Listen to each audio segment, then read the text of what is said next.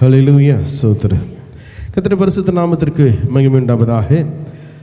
கடந்த வாரத்தின் தொடர்ச்சியை தான் இந்த நாளிலே கவனிக்கும்படியாக கர்த்தர் நமக்கு கிருபை தருவாராக. நேற்று தினத்திலே அந்த செய்தியை நம்முடைய சபையின் யூடியூப் சேனலில் பகிரும்படியாக தேவன் கிருபை கொடுத்தார். அதை தொடர்ந்து கேட்டு பாருங்கள், நிச்சயமாகவே பிரயோஜனமுள்ளதாக அமைக்கப்படும். இன்றைக்கு இருக்கிற செய்தியும் கூட மிகவும் முக்கியத்துவம் வாய்ந்த ஒரு சில காரியங்களை நாம் கவனிக்கப் போகிறோம். ஆகவே நம்முடைய சிந்தனை சிதறடிக்காதபடி, ஆங்கங்கே நாம் பார்க்காதபடி, நிச்சயமாகவே இந்த வார்த்தைகளை கேட்பது நிமித்தமாக நம்முடைய உள்ளான மனிதன் நாளுக்கு நாள் புதிதாக்கப்படுகிறான் என்ற அந்த வசனத்தின்படியாக நிச்சயமாக பெரிய மாற்றத்தை கர்த்தர் நம்முடைய காரியங்களை நம்முடைய வாழ்க்கையில கர்த்தர் செய்யும்படியாக இருக்கிறார். கடந்த வாரத்திலே நாம் கவனித்தது போல ஆண்டவர் இந்த உலகத்திலே சபையை ஆண்டவர் நிறுவி, அதாவது அவர் இந்த சபையை எப்படி உருவாக்கினார் என்று சொல்லப்படுகிற தமது சொந்த இரத்தத்தினாலே சம்பாதித்த திருச்சபை என்று சபை என்று சொல்லுகிறார். அப்படி என்றால் அது எத்தனை முக்கியத்துவம் வாய்ந்ததாக அமைக்கப்படுகிறது என்பதை நாம் கவனிக்க வேண்டும். காரணம் என்னவென்றால், சபை என்று சொல்லும் பொழுது இன்றைக்கு இருக்கிற உலகத்திலே நடக்கிற காரியங்களை கவனிக்கும் பொழுது பல விதங்களிலே அவைகளை நாம் என்ன செய்கிறோம், கவனித்து கொண்டிருக்கிறோம். வேதத்தின் அடிப்படையிலே நாம் கவனிப்போம் என்றால், பார்ப்போம் என்றால், பழைய ஏற்பாட்டில் ஒரு சபை ஆண்டவர் உருவாக்கினார் என்று பார்க்கிறோம். புதிய ஏற்பாட்டில் ஒரு சபை உருவாக்கப்பட்டது என்று பார்க்கிறோம். இத்தனை சபைகள் இருக்கிறதா பிரதர் அப்படின்னா நிச்சயமாக இருக்கிறது என்று பார்க்கிறோம். ஏனென்றால் அந்தந்த காலகட்டத்திற்கு ஏற்றபடி தேவன் தமது சபையை ஆண்டவர் என்ன செய்தார், தமது ஜனத்தை கூட்டி சேர்த்தார் என்று பார்க்கிறோம். இந்த காலகட்டமாக நாம் வாழ்ந்து கொண்டிருக்கிற இந்த நாட்களானது ஏறக்குறை 2000 ஆண்டுகளாக நாம் என்ன செய்கிறோம், இந்த சபை என்ன செய்கிறதுங்க, நடத்தப்பட்டு வந்து கொண்டிருக்கிறது என்று பார்க்கிறோம். வேதம் சொல்லுகிறது போல பரிசுத்த ஆவியானவர் சபையில் ஒவ்வொருவராக என்ன செய்கிறார், அவர்களை சேர்த்து கொண்டு வருகிறார் என்று சொல்லப்படுகிறது. பழைய ஏற்பாட்டிற்கும் புதிய ஏற்பாட்டிற்கும் உள்ள சபைக்கு வித்தியாசத்தை நாம் கவனிக்கும் பொழுது, பழைய ஏற்பாட்டு திருச்சபை நம்முடைய மாம்ச ரீதியாக மாம்சத்துக்குரிய வாழ்க்கையிலே அமைக்கப்பட்டிருந்தது என்று நாம் பார்க்கிறோம். ஆகவே தான் அவர்களுக்கு வாக்குத்தத்தங்கள் தேவைப்பட்டது, அவர்களுக்கு தீர்க்க தரிசனங்கள் தேவைப்பட்டது, அவர்களுக்கு இன்னும் சொல்ல வேண்டும் என்றால் அவர்களுக்கு அற்புதங்கள் அடையாளங்கள் நடந்தது என்று பார்க்கிறோம். இந்த காலகட்டத்தில் இருக்கிற இந்த திருச்சபைக்கு வாக்குத்தத்தங்கள் அடையாளங்கள் என்பது என்ன தேவையில்லைங்க, நமக்கு அவசியம் இல்லை என்பதை நாம் பார்க்கிறோம். ஆகவேதான் வேதத்திலே ஆண்டவர் அந்த பொல்லாத சந்ததியார் என்ன கேட்கிறார்கள் என்று சொல்லுகிறார், அடையாளத்தை கேட்கிறார்கள் என்று சொல்லி அங்கேதான் யோனாவின் அடையாளத்தை ஆண்டவர் சொல்லுகிறதை பார்க்கிறோம். அப்படி என்றால் பொல்லாத சந்ததியார் அடையாளத்தை கேட்கிறார்கள் என்று சொல்லி ஆண்டவர் சொல்லுகிறார், எந்த காலத்தில் தெய்வம் வருவார் என்று கேட்கும் பொழுது காலங்களையும் நேரங்களையும் அறிவதற்கு உங்களுக்கு நீங்கள் படித்து வச்சிருக்கிறீங்களே, அதன்படி நீங்கள் கணக்கெடுத்து பார்த்து கொள்ளுங்கள் என்று சொல்லுகிறார். காரணம் என்னவென்றால், அடையாளங்கள் எல்லாம், இப்படிப்பட்ட அற்புதங்கள் எல்லாம் இந்த காலகட்டத்தில் இருக்கிற திருச்சபைக்கு இல்லை என்பதை முதலாவது ஆணித்தரமாக நம்முடைய இருதயத்தில் பதித்து வைத்துக் கொள்ள வேண்டும். ஆனால் இன்றைக்கு நீங்களே நானும் கேட்கிற செய்திகள் அப்படிப்பட்ட செய்திகள் அல்ல. இன்றைக்கு நீங்களே நானும் கேட்டுக்கொண்டிருக்கிற அல்லது பாடுகிற பாடல்கள் அப்படிப்பட்ட ஒரு விதத்திலே அமைக்கப்படுகிறது இல்லை என்று நாம் பார்க்கிறோம். காரணம் என்னவென்றால், பழைய ஏற்பாட்டு சபைக்குரிய முறைகளையே இந்த புதிய ஏற்பாட்டு சபையிலே நான் பின்பற்றி வந்து கொண்டிருக்கிறேன். வெளியரங்கமான நன்மைகளை, வெளியரங்கமான ஆசீர்வாதங்களை, வெளியரங்கமாக இருக்கிற தோற்றத்தில் இருக்கிற நன்மையானவைகளை தான் இன்றைக்கு நீங்களே நானும் என்ன செய்கிறோம், தேடிக்கொண்டிருக்கிறோம். அன்றைக்கு திராட்சை குளத்தை அந்த குளை என்ன செய்கிறார்கள், குத்துக்கி வந்து எத்தனை பெரிதான ஒரு ஆசீர்வாதம் உள்ள ஒரு தேசம், பாலும் தேனும் ஓடுகிற தேசம் என்ற விதத்தில் தான் இன்றைக்கு நீங்களே நானும் என்ன செய்கிறோம், நம்முடைய வாழ்க்கையை கணக்கிட்டு, ஓஹோ ஆண்டவர் நம்மோடு கூட இருக்கிறார், நல்ல ஒரு வேலை கொடுத்திருக்கிறார், நல்ல ஒரு வாழ்க்கை ஆண்டவர் கொடுத்திருக்கிறார், நல்லா என்ன செஞ்சிருக்கிற, சம்பாதிக்கிற, அப்படி என்ற விதத்தில் நம்முடைய எண்ணம் போய்விடுகிறது என்று பார்க்கிறோம். ஆனால் நாம் கவனித்ததின்படியாக பழைய ஏற்பாட்டு திருச்சபை நடத்தப்பட்டதற்கு காரணம் ஒன்று உண்டு. அது எதற்காக? இயேசு கிறிஸ்து என்று சொல்லப்படுகிறவர் பரிசுத்தமுள்ள ஒரு சந்ததியானது இந்த பூமியிலே பிறக்க வேண்டும் என்பதற்காக அந்த ஜனத்தை ஆண்டவர் அந்த சரீர ரீதியாக, அது மாம்சத்தின் ரீதியிலே அவர்களை நடத்தி கொண்டு வந்தார் என்று பார்க்கிறோம். ஆனால் புதிய ஏற்பாட்டு என்று வரும் பொழுது இயேசு கிறிஸ்து வந்து விட்டார், மாம்சத்தில் வந்து தமது ஜீவனை கொடுத்து உயிர்த்தெழுந்து என்ன செய்கிறார்? பரமேறி இருக்கிறார். அவர் என்ன செய்கிறார்? ஒரு சபை உருவாக்கி கொண்டு போனார். அந்த சபை எவ்வண்ணமாக செயல்படுகிறது என்று பார்க்கிறோம். நம்முடைய உள்ளத்திற்குள்ளாக, மனிதனுடைய இருதயத்திற்குள்ளாக, அல்லது உள்ளான மனிதன் என்று சொல்லுகிற அதன் அடிப்படையில் என்ன செய்யப்படுகிறதுங்க? நடத்தப்படுகிறது என்று பார்க்கிறோம். இஸ்ரவேல் ஜனத்தை ஆண்டவர் மாம்சத்தின் ரீதியாக அவர்கள் என்ன செய்தார்கள்? கால்நடையாக எகிப்திலிருந்து என்ன செய்தார்கள்? புறப்பட்டு கானானுக்கு போனார்கள். போகிற வழியில பல காரியங்கள், பலவிதமான காரியங்களை அவர்கள் அனுபவித்தார்கள் என்று பார்க்கிறோம். திடீரென்று அங்கே என்ன செய்கிறது? பெரிய ஒரு தடை நிற்கிறது. என்ன தடை? அங்கே செங்கடல் நிற்கிறது என்று பார்க்கிறோம். பின்பாக பார்த்தால் பார்வோன் துரத்தி கொண்டு இருக்கிறான். இவைகள் எல்லாம் பார்க்கும் பொழுது வெளி தோற்றத்தில் என்ன செய்கிறார்? அந்த சபையை நடத்தி கொண்டு வந்தார். அதோடு நிற்கல. அந்த செங்கடல் என்ன செய்த? கடந்து வந்த பிறகு அவர்களுக்கு தண்ணீர் தேவைப்படுகிறது. மாறாவு நீரை அங்கே மதுரமாக தேவன் மாற்றுகிறதை நாம் கவனிக்கிறோம். அதோடு நிற்கல. அங்கே இன்னும் பார்க்கும் பொழுது எரிகோ கோட்டை தடையாக நிற்கிறதை நான் பார்க்கிறோம். இன்னும் பல காரியங்கள், பல மனிதர்கள் என்ன செய்தார்கள்? அவர்களை மடங்கடிக்கும்படியாக எத்தனையோ தேசங்களிலிருந்து, பகுதியிலிருந்து வந்தார்கள். அவர் எல்லாவற்றையும் என்ன செய்தார்கள்? ஜெயித்தார்கள் என்று பார்க்கிறோம். ஆகவேதான் ஆண்டவர் என்ன செய்தார்? பழைய ஏற்பாட்டில் இருக்கிற தமது சபையை, அந்த இஸ்ரவேல் ஜனத்தை என்ன செய்தார்? நடத்தி கொண்டு வந்தார். மாம்சத்தின் அடிப்படையில், மாம்ச ரீதியாக, சரீரத்தின் அடிப்படையில் நடத்தி கொண்டு வந்தார் என்று பார்க்கிறோம். ஆகவேதான் அவர்களுக்கு மாம்சத்தின் அடிப்படையில் அவர்களுக்கு ஆசீர்வாதங்கள் தேவைப்பட்டது. மாம்சத்தின் அடிப்படை தங்களுடைய கண்களில் காணும்படியாக அங்கே அற்புதங்கள் நடைபெற்றது என்று பார்க்கிறோம். ஆனால் இந்த காலகட்டத்தில் இருக்கிற திருச்சபையானது இந்த விதத்திலே நடத்தப்படக்கூடாது. எந்த விதம் என்றால், ஆசீர்வாதம் என்ற விதத்திலே நடத்தப்படக்கூடாது. அற்புதங்கள் என்ற விதத்திலே நடத்தப்படக்கூடாது. இன்னும் சொல்ல வேண்டும் என்றால், வாக்கு தத்தங்கள் கொடுக்கப்படக்கூடாது. தீர்க்க தரிசனங்கள் சொல்லப்படக்கூடாது. இதை சொல்லுவேன் என்றால் நிச்சயமாக நாம் ஏற்றுக்கொள்ள முடியாத ஒரு சூழ்நிலை. காரணம் என்னவென்றால், நான் பிறந்ததிலிருந்து இதை தான் நமக்கு சொல்லிக் கொடுக்கிறாங்க. பிறந்ததிலிருந்து இதை தான் நமக்கு என்ன செய்கிறார்கள்? ஒரு கிறிஸ்தவனாக ஒரு சபைக்கு நான் போவேன் என்றால் இப்படிப்பட்ட வார்த்தைகளை தான் நமக்கு சொல்லுகிறார்கள். வாக்குத்தத்தங்களை கொடுக்கிறார்கள், ஆசீர்வாதங்களை கொடுக்கிறார்கள், சகல விதமான நன்மைகளை நமக்கு தரும்படியாக தான் இன்றைக்கு இருக்கிற காலத்தில் இருக்கிற திருச்சபை செயல்பட்டு கொண்டு இருக்கிறது என்று பார்க்கிறோம். ஆகவேதான் கடந்த வாரத்தில் கவனித்தோம். இன்றைக்கு இருக்கிற திருச்சபை நம்ம எவ்வண்ணமாக நடத்தி கொண்டு இருக்கிறது? புதிய ஏற்பாட்டுக்குரிய திருச்சபையாக அல்லாமல் பழைய ஏற்பாட்டில் இருக்கிற திருச்சபையாக தான் உங்களை என்னென்ன செய்கிறார்கள்? நடத்தி கொண்டிருக்கிறார்கள் என்று பார்க்கிறோம். இதை உடனே சொன்னவுடன் ஆமாம் என்று சொல்லி எடுத்துக்கொண்டு ஓட வேண்டாம், அல்லது இது சரியில்லை என்று சொல்லி ஒதுக்கிவிடவும் வேண்டாம். நிதானிக்கிற பிள்ளைகளாக நீங்கள் நானும் இருக்க வேண்டும். ஆண்டவரே, இந்த சகோதரர் இப்படியாக சொல்லுகிறாரு, இந்த பிரதர் இப்படி சொல்றாரு, இந்த பாஸ்டர் இப்படி சொல்றாரு, இதெல்லாம் சரியான விதத்தில் இருக்கிறதா என்று எனக்கு சொல்லிக் கொடுங்க அப்படி என்று சொல்லி நீங்கள் கேட்பீர்கள் என்றால் நிச்சயமாகவே பரிசுத்த ஆவியானவர் உங்களுக்கு அந்த தெளிவை கொடுப்பார். நிச்சயமாகவே எது சரி என்று உங்களுக்கு நடத்துவார். அது எந்த விதமான மாற்றமும் இல்லை. ஏனென்றால் பரிசுத்த ஆவியானவர் என்று சொல்லப்படுகிறவர் எல்லோருக்கும் உரியவர். ஊழியக்காரருக்கு மாத்திரம்தான் அல்லது தீர்க்கதரிசிக்கு மாத்திரம்தான் இன்றைக்கு இருக்கிற அந்த காரியங்கள் எல்லாம் இனிமேல் நாம் என்ன செய்யக்கூடாதுங்க? அப்படிப்பட்ட விதத்திலே நம்மை நடத்தக்கூடாது என்று பார்க்கிறோம். தெளிவுள்ள பிள்ளைகளாக நம் திருச்சபையிலே நடைபோடுகிறவர்களாக இருக்கணும். நிச்சயமாகவே உங்களை இன்னும் ஆண்டவர் சகல விதமான சத்தியத்திற்குள்ளே நம்மை நடத்தும்படியாக தேவன் விரும்புகிறார். ஆனால் அந்த சத்தியங்களை நடப்பதற்கு, அந்த சத்தியங்களை கேட்பதற்கு யாருக்கு வாஞ்சை இருக்கிறதோ, யாருக்கு அப்படிப்பட்ட ஒரு இருதயம் இருக்கிறதோ, அவர்களை தேடி அந்த சத்தியம் நிச்சயம் வந்து சேரும். அதில் எந்த மாற்றம் கிடையாது. அவன் தான் குடிசையில் வாழ்கிறவனாக நான் இருந்தாலும், ஓரத்தில் நிற்கிறவனாக இருந்தாலும், ஒரு கிராமத்தில் வசிக்கிறவனாக இருந்தாலும் என்னை தேடி அந்த சத்தியம் வரும் என்று பார்க்கிறோம். ஹல்லேலூயா. வேதத்தில் அநேக காரியங்கள் அப்படி பார்க்கிறோம். ஏன் வேதத்தில் பெரிய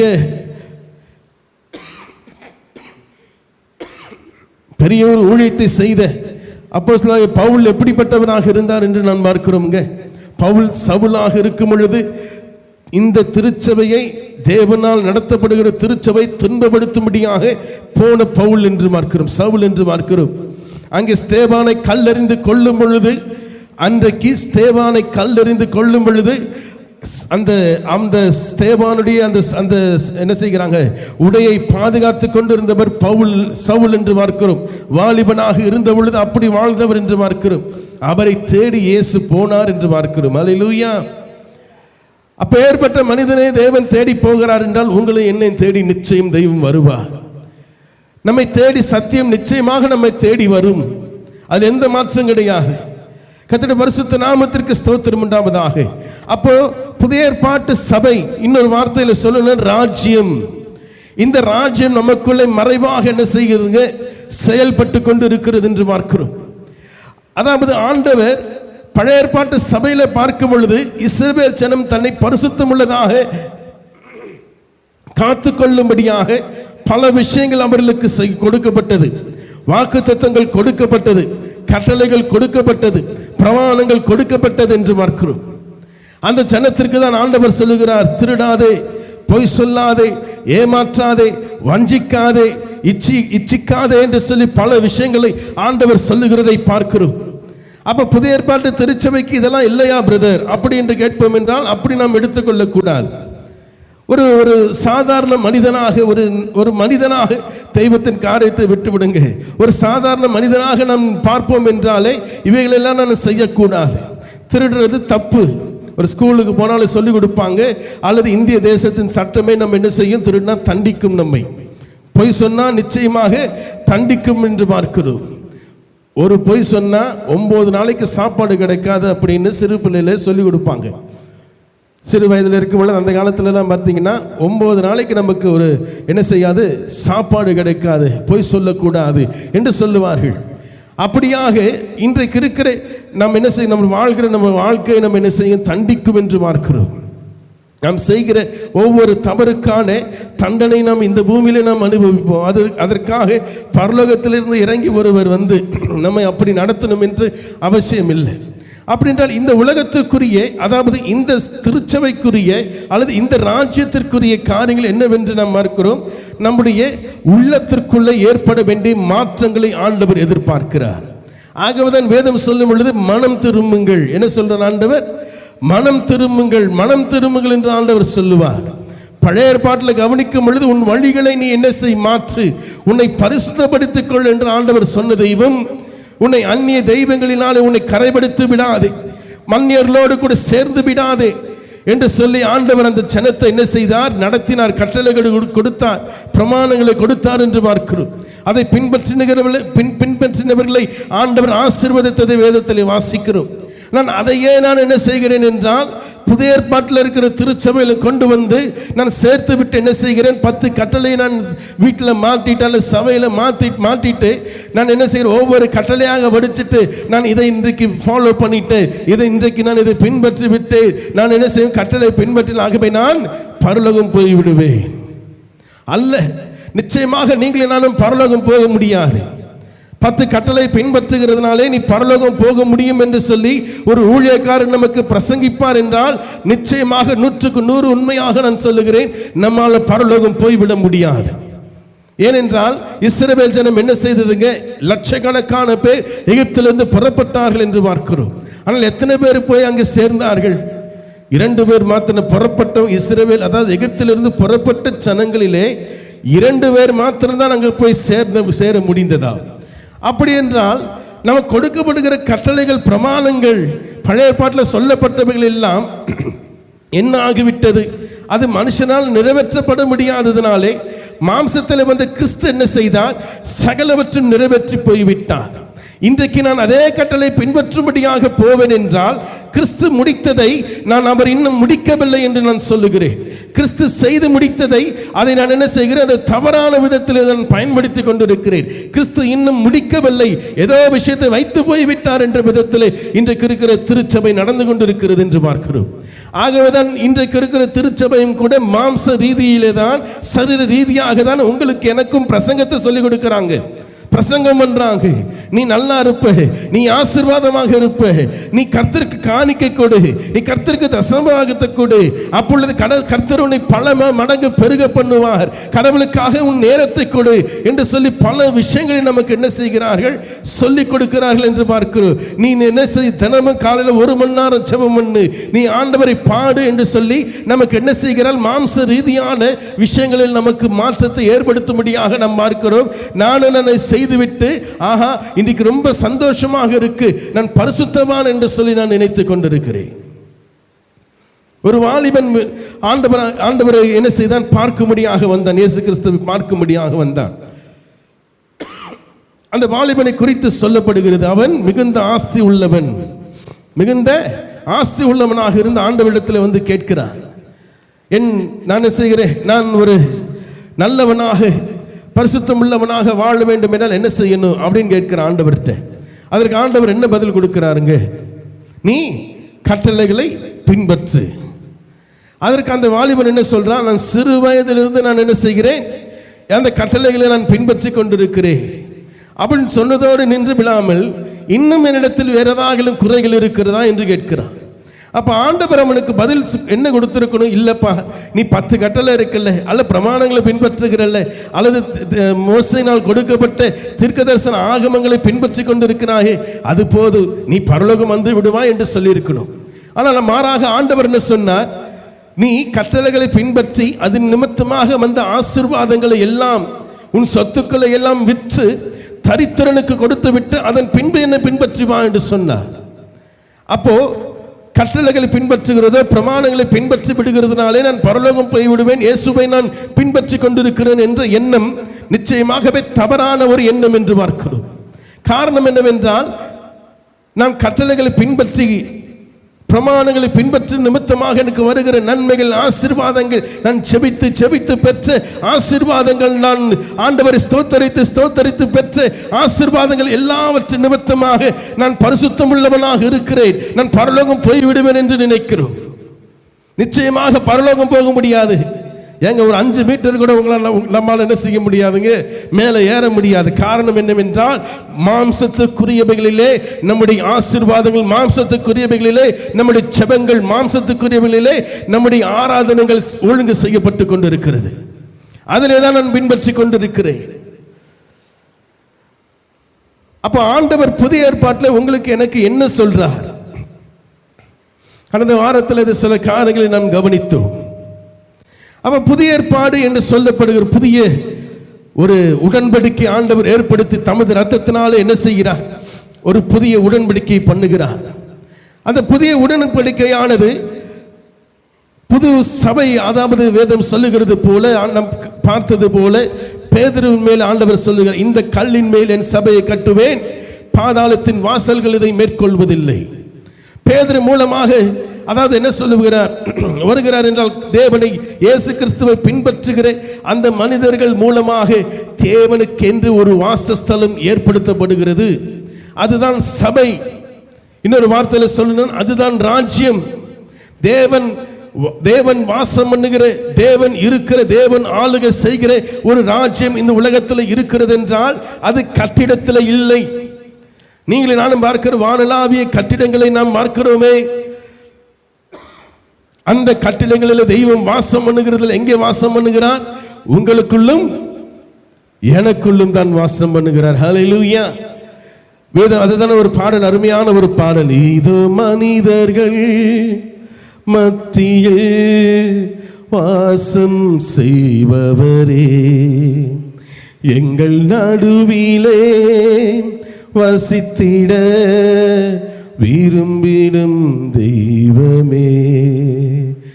இது மனிதர்கள் மத்தியில் வாசம் செய்பவரே, எங்கள் நடுவிலே வசித்திட விரும்பிடும் தெய்வமே. ஹல்லேலூயா. அவர் மனிதர்கள் மத்தியிலே வாசம் பண்ணுகிறவர். ஆனால் இன்றைக்கு நமக்கு என்ன சொல்லிக் கொடுக்குறாங்க? என்ன செய்கிறாங்க? நீ இதை பண்ணாதான், நீ சபைக்கு வந்தாதான் ஆண்டவர் உன்னை ஆசீர்வதிக்கிறார், அப்படிதானே சொல்றாங்க. சபைக்கு வந்தாதான் நல்லதுன்னு எனக்கு சொல்லிக் கொடுத்துட்டு போறாங்க. ஆனால் நம்முடைய உள்ளத்தில் தெய்வம், நமக்குள்ளே தேவன் வாசம் பண்ணுகிறார் என்பதை நமக்கு சொல்லிக் கொடுக்க மாட்டேங்கிறாங்க. அவர் நமக்குள்ளே வாசம் பண்ணும்படியாக விரும்புகிறார் என்பதை நமக்கு சொல்லிக் கொடுக்க மாட்டேங்கிறாங்க. அப்படி சொல்லிக் கொடுத்தா சபைக்கு ஆள் வர மாட்டாங்களே, சபைக்கு காணிக்க வராதே, சபைக்கு தசமாக வராதே.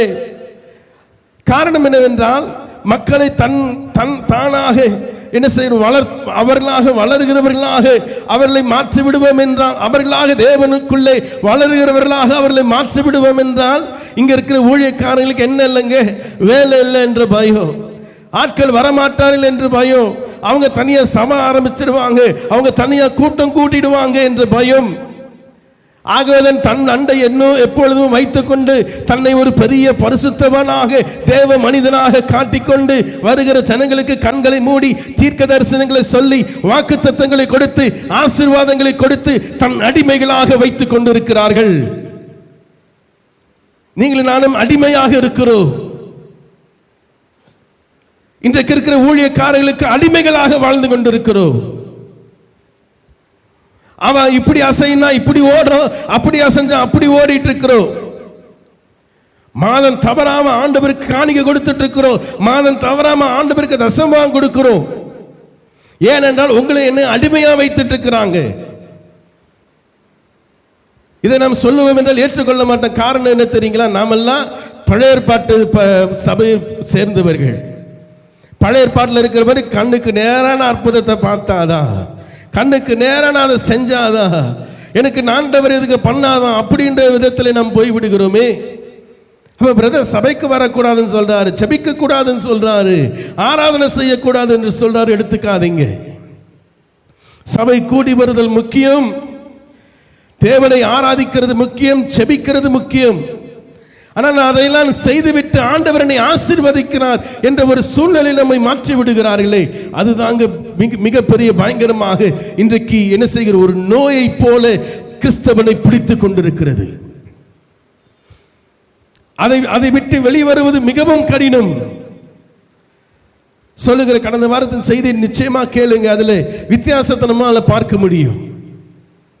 பழைய ஏற்பாட்டுக்கும் புதிய ஏற்பாட்டிலையும் எப்படி ஆண்டவர் நடத்துகிறார் என்கிற வித்தியாசத்தை நம்ம கவனிக்க முடியும். நம்முடைய உள்ளரங்கத்துக்குள்ள, நம்முடைய உள்ளான மனிதனுக்குள்ள தெய்வம் மாற்றத்தை ஏற்படுத்துகிறார், எதிர்பார்க்கிறார். தாவீது ஏங்க என் ஆத்துமாவே என்று சொல்லுகிறார்? தாவீது என் ஆத்துமாவே என்று ஏன் அவர் சொல்ல வேண்டும்? அவர் ஏதோ சொல்லி இருக்கிறாருங்க, அவர் பேர் சொல்லதுக்கு அவருக்கு பிடிக்கல. ஏ தாவீதே கர்த்தரை ஸ்தோத்திரி, என் முழு உள்ளமே என்று சொல்லுது. என் தாவீதே என்ன செய், அவர் பரிசுத்த நாமத்தை ஸ்தோத்திரி அப்படின்னு சொல்றதுக்கு அவருக்கு பிடிக்காம தான் என் ஆத்துமாவை கர்த்தரை ஸ்தோத்திரி, என் முழு உள்ளமே அவருடைய பரிசுத்த நாமத்தை ஸ்தோத்திரி என்று சொன்னார் அப்படின்னு நினைக்கிறோம். இல்லை, தெய்வம் என்று சொல்லப்படுகிறவர் வெளியரங்கமாக இருக்கக்கூடியவைகளிலே கிரியை நடப்பிக்கிறவர் இல்லை. பழைய ஏற்பாட்டில் அப்படி நடத்தி கொண்டு வந்தார். ஏன்னா மாம்சத்தில் கிறிஸ்து வரும் வரைக்குமாக அந்த ஜனத்திற்கு அது தேவைப்பட்டது. இழுத்து பிடிச்ச ஆண்டவர் அந்த ஜனத்தை நடத்தி கொண்டு வந்தார்.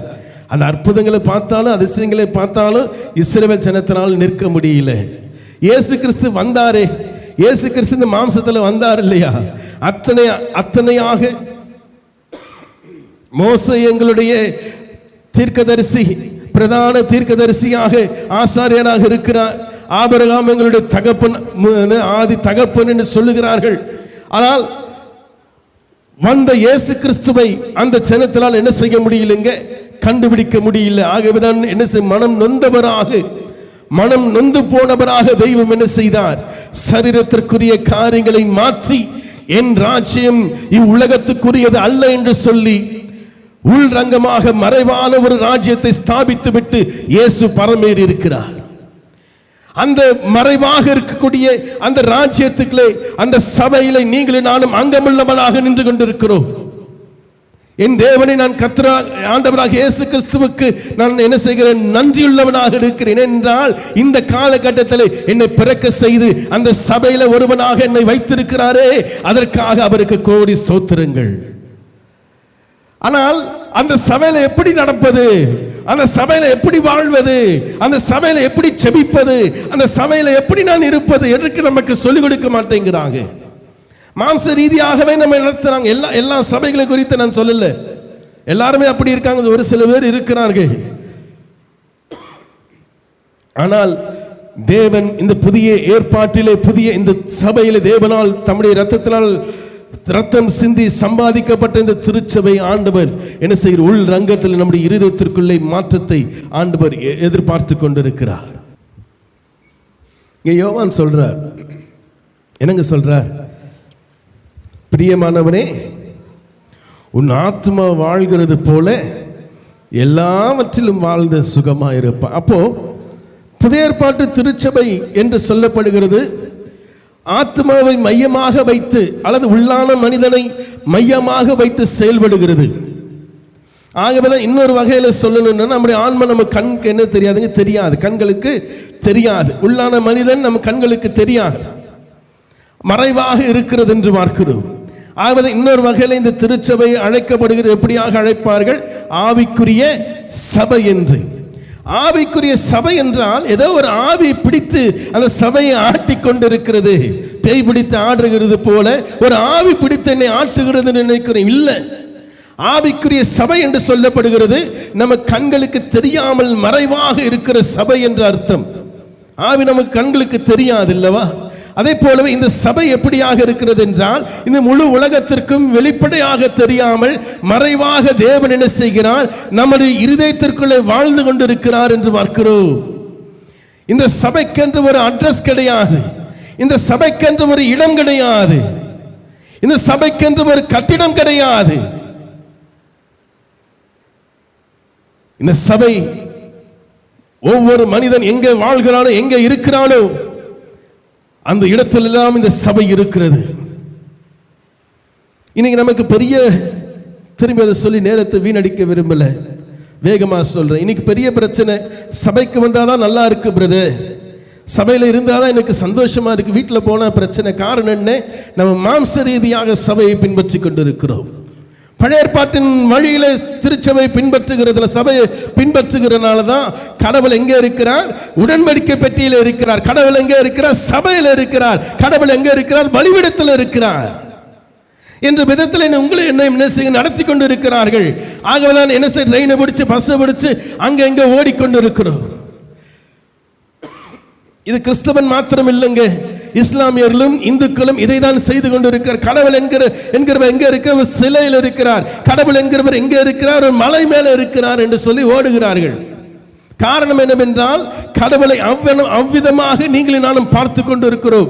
ஆனால் தெய்வம் என்று சொல்லப்படுகிறவர் கற்களிலோ சிலைகளிலோ அல்லது கட்டிடங்களிலோ அல்லது ஒரு மனிதனுக்குள்ள என்ன செய்கிறது இல்லைங்க, தெய்வமாக அவர்கள் தன்னை மாற்றிக் கொண்டு இருக்கிறார்கள். அவர்கள் மத்தியில் இருக்கிறவர் அல்ல. அவர் எங்க இருக்கிறார்? அவர் நமக்குள்ளே வாசம் பண்ணுகிறார்.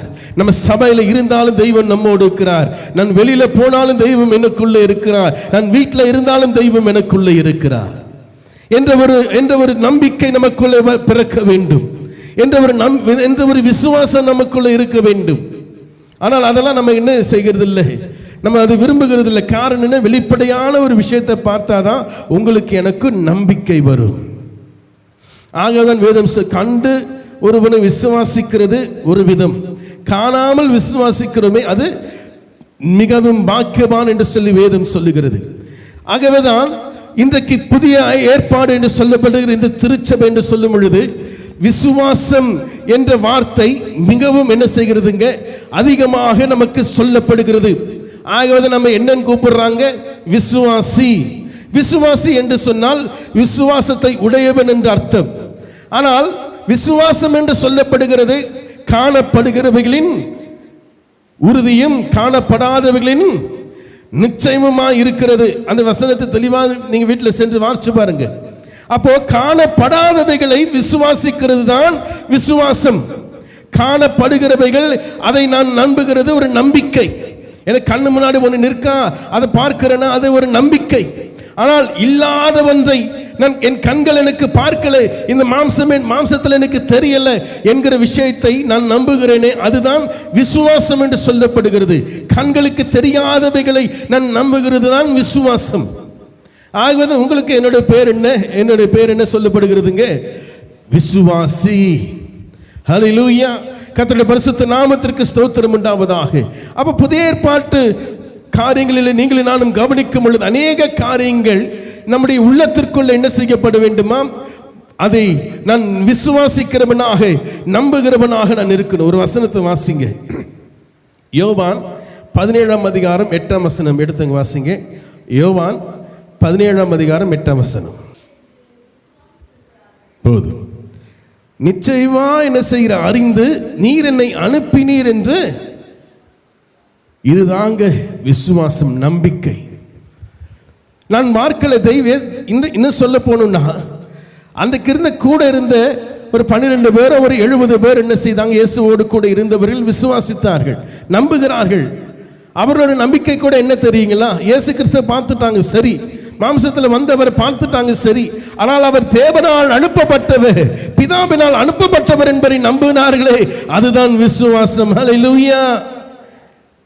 அப்போ அவர்களை மெச்சிக்கொண்ட தெய்வம், அவர்கள் மூலமாக இந்த உலகத்தில் சுவிசேஷம் அறிவிக்கப்பட்டதை, அதை விசுவாசித்து இன்றைக்கு நீங்களும் நானும் இயேசு கிறிஸ்து தேவனால் அனுப்பப்பட்டவர், இயேசு கிறிஸ்து பிதாவினால் அனுப்பப்பட்டவர் என்கிறதை நம்பி நாம் விசுவாசித்துக் கொண்டிருக்கிறோமே, அவர்களை காட்டிலும் இன்னும் அதிக பாக்கியவான்களாக கர்த்தர் உங்களை இன்னும் வைத்திருக்கிறார். ஹல்லேலூயா.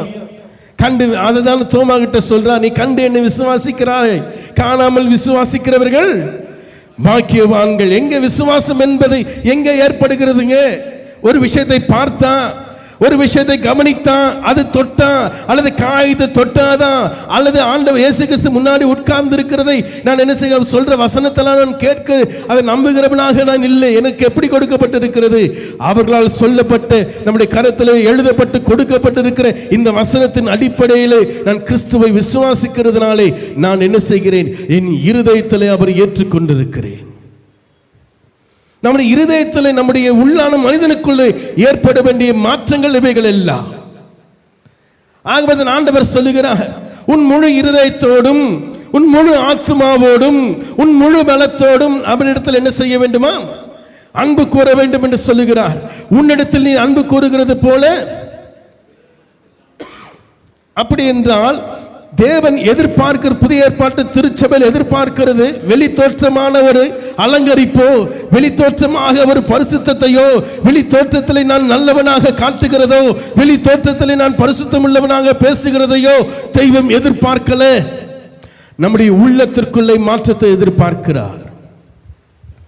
நம்முடைய உள்ளத்தில் தெய்வத்தை விசுவாசிக்கிற நிலை, எந்த நிலையிலே நான் இருக்கிறேன் என்பதை எதிர்பார்க்கிறார். அற்புதத்தை கண்டு விசுவாசிக்கிறது விசுவாசம் அல்ல. அநேகர் சொல்லலாம், ஆண்டவர் எங்க வாழ்க்கையில பெரிய அற்புதத்தை செஞ்சார், ஒரு ஆக்சிடென்ட்ல இருந்து ஆண்டவர் எங்களை காப்பாற்றினார், ஒரு வியாதியிலிருந்து ஆண்டவர் என்னை காப்பாற்றினார், மரண படுக்கையில் இருந்தேன், ஆண்டவர் என்னை என்ன செய்தார்? உயிரோடு எழும்பும்படியாக செய்தார், ஆகவே நான் விசுவாசிக்கிறேன் என்று சொல்லுகிறது விசுவாசம் அல்ல. மாறாக அதன் பின்பு அவருடைய வசனத்தை கேட்டு அவர் வசனத்தின் அடிப்படையில் விசுவாசிக்கிறது தான், நம்புகிறது தான் விசுவாசம். இன்னைக்கு என்ன செய்யறேன்? திருச்சபையில் சில பேர் பெரிய பெரிய மந்திரவாதி, அவங்களை ரட்சிக்கப்பட்டதையோ அவர்களுடைய விசுவாசத்தை நான் குறை சொல்லல. அவர்களுக்கு நடந்த அற்புதத்தை கண்டு நான் இயேசுவை விசுவாசிக்கிறது தான் தவறு என்று சொல்லுகிறேன். நமக்கு நடந்த அற்புதத்தை கண்டு இயேசுவை விசுவாசிக்கிறதே தவறுதான். திரும்ப சொல்றேன், நமக்கு நடந்த அற்புதத்தை கண்டு, நமக்கு கடந்த காலத்தில் அல்லது சில நாட்களுக்கு முன்பாக, வருடங்களுக்கு முன்பாக அற்புதத்தை கண்டு இயேசுவை விசுவாசித்து நான் உள்ளே வந்திருப்பேன் என்றால், அந்த அற்புதத்திலே நான் கிறிஸ்துவை விசுவாசித்துக் கொண்டிருப்பேன் என்றால், அந்த விசுவாசம் மேன்மையாக எண்ணப்படாது, நான் பாக்கியவானாக எண்ணப்பட மாட்டேன். காரணம் என்ன? ஒரு விஷயத்தை கண்டு நான் தேவனை விசுவாசித்தவன். மாறாக ரட்சிக்கப்பட்டவன், இயேசுவை ஏற்றுக்கொண்டு ஒரு அற்புதத்தின் மூலமாக உள்ளே வந்தவன், தொடர்ந்து நான் என்ன கேட்கணும், எதை நான் விசுவாசிக்கணும் தெரியுங்களா? அந்த வசனத்தை திருப்பி வாசிங்களே, யோவான் 17:8.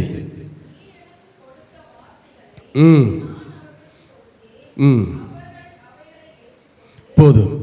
நீர் எனக்கு கொடுத்த வார்த்தைகளை நான் அவர்களுக்கு கொடுத்தேன், அவர்கள் அதை, அற்புதத்தை அவர்களுக்கு செய்தேன், அவர்கள் மூலமாக என்னை நம்பினார்கள், அதிசயங்கள் அவருக்கு செய்தேன், அவர் அதன் மூலமாக நம்பினார்கள் என்று சொன்னாரா? இல்லை. பிதாவினிடத்திலிருந்து கேட்ட வார்த்தைகளை இயேசு கிறிஸ்து தம்முடைய சீஷர்களுக்கு கொடுத்தார், அந்த சீஷர்கள் அதை ஏற்றுக்கொண்டார்கள்.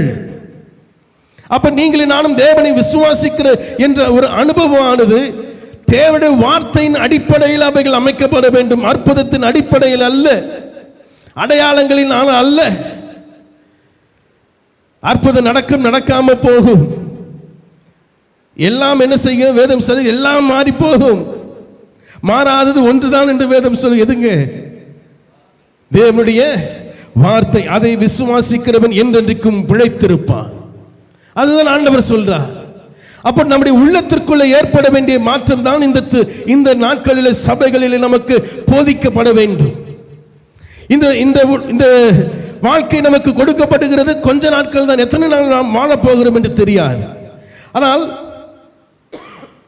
வாழ்கிற நாட்களில் நீங்கள் நான் என்ன செய்யணும் என்றால் சரியான விதத்தில் தேவனை பிடித்து கொண்டு நடக்கிற பிள்ளைகளாக இருக்கணும். உங்களுக்கு எனக்கு அந்த வாக்கியம் கொடுக்கப்பட்டிருக்கிறது. உங்களுக்கு எனக்கு அந்த ஒரு என்ன சொல்றது, அந்த வாய்ப்பு கொடுக்கப்பட்டிருக்கிறது. அதை தவறவிடக்கூடாது.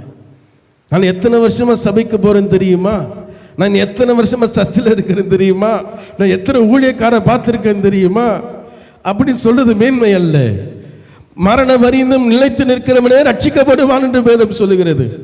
நான் எனக்கு இத்தனை வாஸ்தம் தெரியும், நான் இத்தனை சபைக்கு நான் காணிக்கை கொடுத்திருக்கிறேன், நான் இத்தனை சபையை நான் கட்டி கொடுத்திருக்கிறேன் அப்படின்னு ஆண்டவர்கிட்ட போய் சொன்னா, நீ யார் என்று அறியேன், அக்கிரம செய்கைக்காரரே என்னை விட்டு அகன்று போங்கள் என்று சொல்லுவார்.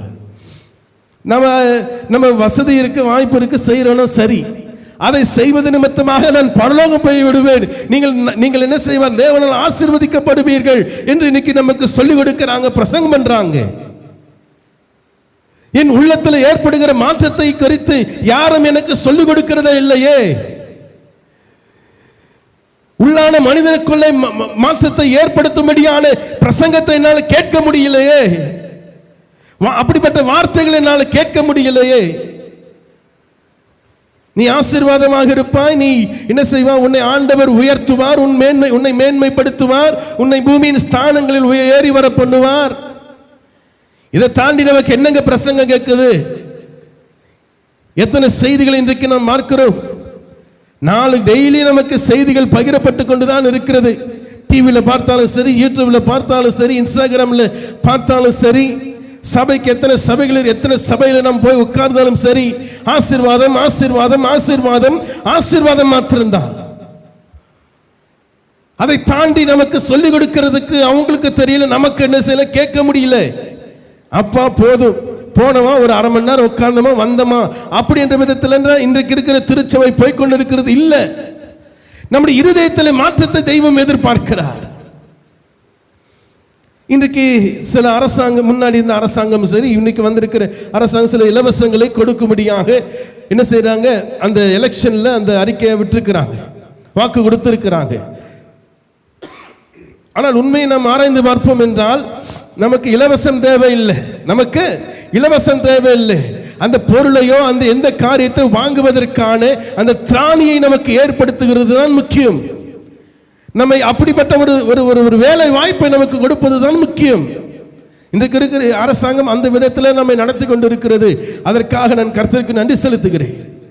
ஆனால் முந்தின அரசாங்கமோ அவர்களாம் மார்பிங்கள் என்றால் எப்படி சொல்லுவாங்க, நமக்கு 5000 ரூபாய் போடுறது, 4000 ரூபாய் கொடுக்கிறது, 3000 ரூபாய் கொடுக்கிறது, அன்னும் மாதம் 1000 ரூபாய் கொடுக்கிறது. இந்த அந்த வாலிப பிள்ளைகளுக்கு உனக்கு வேலை கிடைக்கிற வரைக்கும் உனக்கு 1000 2000 உனக்கு நினைச்ச மாதம் வரும். முதிர்ந்தவர்களுக்கு, அவர் வயது முடியாதவர்களுக்கு, விதவைகளுக்கு அல்லது கைவிடப்பட்டவர்களுக்கு, அனாதைகளுக்கு அரசாங்கம் உதவி செய்கிறதுனால் நல்லது, சரி. ஆனால் அவர்களை கூட என்ன செய்யணும் தெரியுங்களா, சில பேரால் முடியாத ஒரு சூழ்நிலை, அவர்களுக்கு உதவி செய்யலாம். ஆனால் மற்றவர்களுக்கு எப்படி இருக்கணும் தெரியுங்களா, அவர்களே அந்த பணத்தை சம்பாதிக்கக்கூடிய திராணியை ஏற்படுத்தி கொடுக்கணும். அதுதான் சரியான அரசாங்கம், அதுதான் சரியான அரசு. ஆனால் இன்றைக்கு நாம் இலவசத்தை கண்டு இன்றைக்கு இருக்கிற சில பேருடைய அந்த பேட்டியெல்லாம் பார்க்கும் பொழுது, எங்களுக்கு 6 சிலிண்டர்லாம் வேணாம், எங்களுக்கு காசெல்லாம் வேணாம், நல்ல ஒரு வாழ்க்கை எங்களுக்கு அமைச்சு கொடுத்தா போதும் அப்படின்றாங்க. நிச்சயமாக மக்களை வரவேற்கத்தக்கக்கூடிய காரியங்கள் அவைகள் எல்லாம். ஆனால் அதே விஷயம் தான் இன்னைக்கு திருச்சபையில் நடக்குது. நாமவே என்ன செய்யணுங்க, தேவனுக்குள்ளே வளருகிறவனாக இருக்கணும், நானாகவே தேவனண்டை சேருகிறவனாக இருக்கணும். ஆனால் அப்படிப்பட்ட விதத்தில் இன்னைக்கு சொல்லிக் கொடுக்கிறது இல்லை. ஊழியக்காரர் இருந்தாதான் நடக்கும், அவர் வந்துருட்டும் என்று சொல்லி நீங்கள் நானும் என்ன செய்கிறோம், அவர்கள் வாயும் அவர்கள் கையும் பார்த்துட்டு உட்கார்ந்துட்டு இருக்கிறோம். ஊழியக்காரர்களுக்கு கொடுக்க வேண்டிய மரியாதை, ஊழியக்காரர்களுக்கு கொடுக்க வேண்டிய கனத்தை நாம் கொடுக்கணும், அதில் எந்த மாற்றம் கிடையாது. ஆனால் அவர்கள் தேவனண்டை நம்மை நடத்துகிறவர்களாக இருக்கணும். கடவுளுக்கும் மனிதனுக்கும் நமக்கும் மத்தியில் ஒரு ஊழியக்காரர் நிற்கிறாருன்னா ஜாக்கிரதை, எச்சரிக்கை உள்ளவர்களாக இருக்கணும். சில பேருடைய பேச்சு எப்படி தருங்க இருக்கும், சில பேருடைய பேச்சு கடவுள் அண்டை நம்மை நடத்துகிறது போல நம்ம பிரச்சனை இருந்தாலும் கூட தங்களுடைய சபைக்காக, தங்களுடைய ஊழியத்திற்காக, தங்களுடைய கட்டிடங்களுக்காக என்ன செய்கிறார்கள்? நம்மை அவர்கள் பக்கமாக இழுத்து கொண்டு போகிற காரியத்தை நீங்கள் நானும் பார்க்க முடியும். எந்த பிரசங்கம், எந்த பாடல், எந்த ஜெபம், எந்த ஆராதனை தேவனண்டை நடத்துகிறதோ அந்த சபையிலே, அந்த இடத்துல போய் உட்காருவதற்கு எந்த விதத்திலும் தயங்காதீர்கள். எந்த விதத்திலும் அதை குறித்து நாம் என்ன செய்ய கலங்க தேவையில்லை. ஏனென்றால் அவர் பாத்திரம் வந்துட்டு அவருடைய வேலையை முடிச்சுட்டு போயிடுவார். தொடர்ந்து நாம் நிற்க வேண்டும் என்றால், தொடர்ந்து தேவனுக்குள்ளே வளர வேண்டும் என்றால், தொடர்ந்து தேவனுக்குள்ளே நான் என்ன செய்யணும்? அவர் அண்டை நான் நிற்க வேண்டும், அவருடைய வசனத்தை கேட்க வேண்டும் என்றால் நானாக என்ன செய்யணும்? வளரணும். அதுதான் வேதம் சொல்லுகிறது, உள்ளான மனிதன் என்று. அதுதான் யோவான் அழகா சொல்றார், உன் ஆத்துமா வாழ்கிறது போல. இன்றைக்கு நமக்கு அப்படிப்பட்ட ஒரு வாழ்த்துதல் கொடுக்கப்படும் என்றால் எல்லாருமே தரித்திரதாக தான் இருப்போம், எல்லாரும் ஒன்றுமில்லாதவர்களாக இருப்போம். ஏனென்றால் ஆத்துமா குறித்து தானே கரிசனை நமக்கு இல்லை. என் ஆத்துமா எந்த நிலையில இருக்கிறது என்று நம்மால என்ன செய்ய முடியலங்க, சொல்ல முடியல. என்னுடைய உள்ளான மனிதன் எந்த நிலையில தேவன் என்னை நிற்கிறான் என்கிறதை நம்மால கணக்கிட முடியல. என்ன அளவு இருக்கு நமக்கு? எதை வைத்து நம்ம அளக்க முடியும்? நமக்கு நல்ல ஒரு வீடு, ஒரு வாசல், அல்லது ஒரு வாகனம், அல்லது நல்ல ஒரு சம்பாதிக்கிற நிலை வந்து அப்ப ஆண்டவர் கூட இருக்கிறார். அப்படிதான் நமக்கு சொல்லிக் கொடுக்கிறாங்க. அதுதான் நான் அளவா வச்சிருக்கிறேன், என் அளவு அதுதான். ஆனால் அது அளவு கிடையாது, அது ஆசீர்வாதம் கிடையாது, அது நமக்கு நன்மை கிடையாது. இன்னைக்கு வரும் நாளைக்கு போய்விடும். அல்லது நான் நேர்மையாக நான் உழைப்பேன் என்றால், நேர்மையாக அதை நான் பின்பற்றுவேன் என்றால், நான் செய்ய வேண்டிய விஷயங்களை நான் செய்வேன் என்றால் நிச்சயமாக அதற்குரிய ஆசீர்வாதம் என்னை வந்து சேரும். டாடா பிர்லான்னு சொல்லுவாங்க, இன்னைக்கு அம்பானின்றாங்க. அவங்களாம் இயேசு கிறிஸ்துவ நம்பியாங்க, அத்தனை பெரிய பொசிஷன்ல இருக்கிறாங்க, அத்தனை பெரியவர்களாக பணம் அடைத்தவர்களாக இருக்கிறாங்க, பணக்காரர்களாக இருக்கிறாங்க. இல்லையே, இந்தியாவில் முதல் பணக்காரர் அம்பானின்னு சொல்றாங்க. இன்னைக்கு அவர் என்ன இயேசு கிறிஸ்துவை ஏற்றுக்கொண்டா அவர் என்ன செய்தார்? அப்பேற்பட்ட ஒரு நிலைக்கு வந்திருக்கிறார். இல்லையே, அவர் சொல்றது ஜெய் ஸ்ரீராம் அப்படின்வாரு. கரெக்ட் தானே? அப்ப இயேசு கிறிஸ்துவை ஏற்றுக்கொண்டு இருக்கிற நீங்களும் நானும் எப்படிப்பட்ட விதத்தில் அதை நான் ஆசீர்வாதம் என்று சொல்லிவிடுகிறேன்.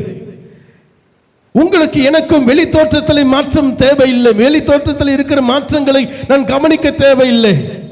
எவ்வளவு வீடு வச்சிருக்கிறேன், எவ்வளவு பணம் வச்சிருக்கிறேன், என்னுடைய சொத்தை மதிப்பிட்டு அதற்கேற்றபடி கடவுள் என்னோடு இருக்கிறார் அப்படி என்கிற விதத்தில் நான் போய்விடக் கூடாது.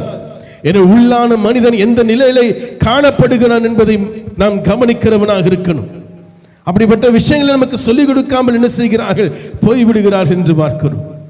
ஆகவே கடந்த வாரத்தில் நாம் கவனித்தது போல அன்பின், அதான் வேதம் சொல்லுகிறது, ஆவிக்குரிய ஆவியின் கனியோ என்று சொல்லப்படும் பொழுது, ஆவியின் கனியை குறித்து வேதம் என்ன சொல்லுகிறது? நம்முடைய உள்ளத்திற்குள்ளே ஏற்படுகிற மாற்றம். அத்தனை கட்டளைகள் நமக்கு கொடுக்கப்பட்டிருக்கிறது, அத்தனை பிரமாணங்கள் பழைய பாட்டில் நமக்கு இருந்தது. ஆனால் இயேசு கிறிஸ்து சொல்லுகிறார், நீ என்ன செய், நீ இப்பொழுதும் பொய் சொல்லாமல் இரு, நீ இதை பண்ணாமல் இருந்து. ஆண்டவர் சொல்லாமல் நம்முடைய சிந்தை, நம்முடைய இருதயத்தில் மாற்றத்தை ஏற்படுத்துகிறார், எதிர்பார்க்கிறார். அதான் சொல்றார், நீ அன்றைக்கு ஒருவனை குத்தி கொலை செய்தால் கொலை பாதகன் என்று அழைக்கப்படுவான். ஆனால் இன்றைக்கு ஒருத்தனை நீ கோபமாக உன் சிந்தனை நினைத்தாயோ அன்றைக்கு நீ அவனை கொலை செய்து விட்டாய் என்று சொல்லுகிறார்.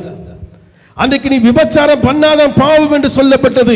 இயேசு கிறிஸ்து வந்து சொல்லுகிறார், இல்ல, ஒரு பெண்ணை இச்சையோடு பார்த்தாலே நீ பாவம் செய்து விட்டாய் என்று சொல்லுகிறார். அப்படி என்றால் நம்முடைய சிந்தையிலே, நம்முடைய உள்ளான மனிதனுக்குள்ளே மாற்றம் ஏற்பட வேண்டும். உள்ள மாற்றம் ஏற்பட்டால் வெளியரங்கமும் என்ன ஆகுங்க? மாற்றம் தன்னாலே வந்துவிடும். ஆனால் இன்றைக்கு வெள்ளை எடுக்கப்பட்ட கல்லறைகளை போல வெளியில பரிசுத்தவானாக வெள்ளை ட்ரெஸ் போட்டுட்டு சுத்தி கொண்டிருக்கிறோம். அவரை போல பரிசுத்தவான் இல்லை, அவரை போல பேசுகிறவர் இல்லை. சத்தமாக கூட பேச மாட்டாங்க, வலுத்திர மைக்குக்கு அப்படின்னு மெதுவா பேசி என்ன செய்வாங்க? தன்னை பரிசுத்தவானாக காட்டிக்கொள்ளுகிறவர்கள் எத்தனை பேர். ஆனால் உள்ளத்திற்குள் அத்தனை விரோதங்கள், குரோதங்கள் உண்டு. பண ஆசை உள்ளவர்களாக, பணம் பேய் பிடித்தவர்களாக இன்றைக்கு இருக்கிற எத்தனை ஊழியர்கள் நடந்து கொண்டிருக்கிறார்கள். மக்களுடைய வரி பணத்தை தவறான விதத்தில் செலவு பண்ணுகிற அரசாங்கத்தை கேள்வி கேட்கும்படியாக இருக்கிற நீங்களும் நானும் மக்கள் தருகிற காணிக்கையை தவறான விதத்தில் தேவையில்லாதவர்களுக்கு செலவு பண்ணுகிறதை கேட்கறதுக்கு ஏங்க அஞ்சு கொண்டிருக்கிறோம்? தேவைகளுக்கு நாம் காணிக்கை கொடுக்கலாம், தசமாகம் கொடுக்கலாம். அந்த சபைக்கு எதை தேவை எதை வாங்கணும் அப்படின்னா கொடுக்கலாம். மாசம் மாசம் கண்டிப்பா கொடுத்துதான் ஆகணும் என்று ஆண்டவர் புதிய ஏற்பாட்டில் எங்க சொல்லல. அது பழைய ஏற்பாட்டின் முறைகள், பழைய ஏற்பாட்டின் முறைமைகள். ஆனால் சில பேர் காணிக்க தசமாவே சபை கொடுக்க மாட்டாங்க. ஐயா சொல்லிட்டார், பிரச்சனையே கிடையாது, இனிமேனா கொடுக்கவே வேண்டாம். தேவைகள் உண்டு. சபைக்கு நாம் கூடி வருகிற இடத்திற்கு ஒரு தேவை உண்டு. திடீர்னு ஏதாவது பழுதாயிடுச்சுன்னா அதை நாம் என்ன செய்யணும்? அதை வாங்கணும், அதை மாற்றணும் அல்லது சர்வீஸ் பண்ணணும். மாதம் நம்ம என்ன செய்கிறோம்? 2 மாதத்துக்கு ஒரு முறை கரண்ட் பில் கட்டிட்டு இருக்கிறோம் அப்படின்னு சொல்லணும். பிரதர் காணிக்க கேட்கிறாரு, தசமா கேட்கிறாரு சொல்ல, நான் போக எந்த சபையாக இருந்தாலும் அதற்குரிய பண தேவைகள் அது கொடுக்கணும். அளவுக்கு மீறி ஒரு விஷயங்கள் போகும் பொழுது அந்த ஊழியக்காரருக்கு அது கண்ணியாக மாறி இன்றைக்கு என்ன செய்யறாங்க? கேஸ் போட்டு அவர்கள் மேலே சிபிஐ வழக்கு போட்டு போடுற அளவுக்கு இன்னைக்கு மாற்றி வைத்துட்டோம். அது ஏன்? ஆசை. யாரை விட்டுச்சு ஆசை? கடவுளுக்கு கொடுத்தா ஆண்டவர் எனக்கு 10 மடங்கு திருப்பி தர. 10,000 கொடுத்தா 20,000 கொடுக்கிறாரு. 1 லட்சம் கொடுத்தா 2 லட்சமா கடவுள் கொடுக்கிறாரு. இன்னைக்கு ட்ரேடு நடக்கிறது போலதான் இன்னைக்கு நடந்து கொண்டு இருக்கிறது. கடவுள் இடத்துல வர்த்தகம் பண்ணி கொண்டு இருக்கிறோம். வர்த்தகத்தை இன்னைக்கு கடவுளை சபையில வந்து பண்ணி கொண்டு இருக்கிறோம். உண்மைதானே? இதை சொல்லுவோம் என்றால் நமக்கு மற்ற சில பேருக்கு என்ன செய்யும்? கோபம் வரும். காரணம் எப்படின்னா, அவங்களுடைய எண்ணம் பரிசுத்தம் உள்ளதுன்னு நினைக்கிறேன். இல்ல, நம்முடைய எண்ணத்தை மாற்றி நமக்கு சொல்லிக் கொடுக்கிறது எல்லாம் சரி என்று இன்னைக்கு நீங்களும் நானும் போய் கொண்டு இருக்கிறதுனால தான், அதை குறித்து சிந்திக்காமல் இருக்கிறதுனால பணம் தானே கொடுத்துட்டா போச்சு அப்படின்னு போய் கொடுத்துட்டு இருக்கிறோம். ஆனால் அது நிமித்தமாக என்ன பிரயோஜனம் இருக்கிறது? அது நிமித்தமாக என்ன நமக்கு நடக்கிறது என்பதை நாம் கவனிக்க போகிறதில்லை. கர்த்தருடைய பரிசுத்த நாமத்திற்கு மகிமை உண்டாவதாக. இன்னொரு வசனத்தை வாசிங்களே. 1 பேதுரு 2ஆம் அதிகாரம் 5ஆம் வசனம் 6ஆம் வசனம் சொல்லப்படுகிறது, உங்களை என்னையும் ஆண்டவர் என்ன செய்கிறார்? ஒரு கட்டிடமாக கட்டி கொண்டிருக்கிறார். நாம் வெளியரங்கமாக இருக்க கட்டிடத்தை நாம் பார்த்து கொண்டிருக்கிறோம். வசனங்களை வாசிக்கும் ஜீவனுக்கேற்ற அந்த வசனம் ஆரம்பிங்க. சாரி, ஜீவனுள்ள கற்களை போல உங்களை என்னையும் இன்னைக்கு என்ன செய்கிற? ஒரு செங்கல்லையோ அல்லது ஒரு சிமெண்ட் கல்லையோ வச்சு ஒரு கட்டிடத்தை கட்டுறோம். அந்த மாதிரி ஆண்டவர் உங்களை என்னையும் ஜீவனுள்ள கற்களாக நம்மை வைத்து என்ன செய்கிறாரா? ஒரு சபையை கட்டி கொண்டிருக்கிறார். ஹல்லேலூயா. அது என்னன்னு சொல்றார்? பரிசுத்த ஆசாரிய கூட்டமாக நம்மை கட்டி கொண்டிருக்கிறாரா?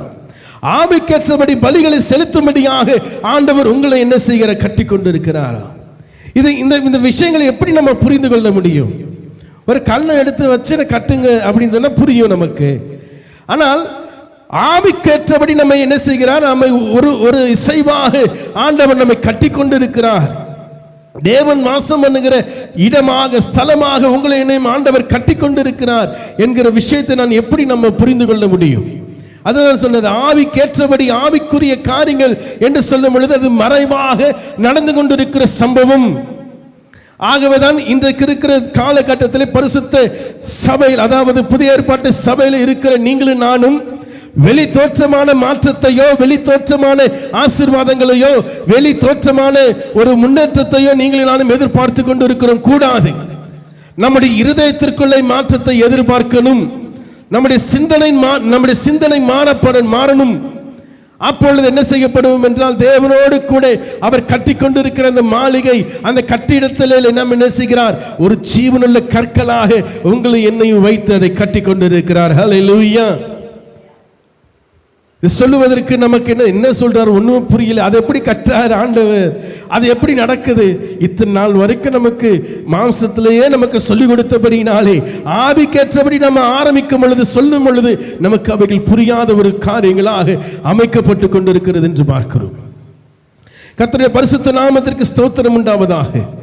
அதே போலவே சொல்லுகிற இன்னொரு இடத்துல 1 பேதுரு 3ஆம் அதிகாரம் 4ஆம் வசனங்களில் வாசிக்கும் பொழுது நம்முடைய சரிங்க சார், வாசிங்க.